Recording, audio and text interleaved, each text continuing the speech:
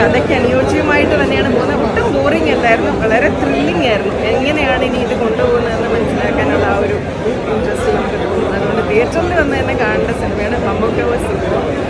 എന്നാലും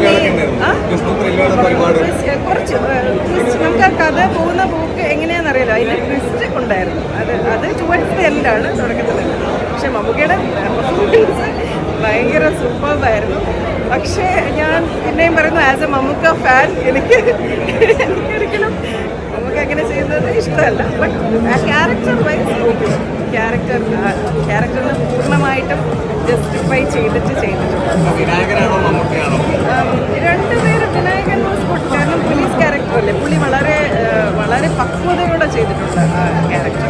മമ്മൂക്ക ആണോ എന്ന് ചോദിച്ചാൽ ഡെഫിനറ്റ്ലി മമ്മൂക്കയാണ്. എനിക്ക് എന്തായാലും അതിന് കുറച്ച് പറയാൻ പറ്റില്ല. കാരണം മമ്മൂക്ക ഇങ്ങനത്തെ ഒരു വില്ലൻ ക്യാരക്ടർ ചെയ്തിട്ടില്ല.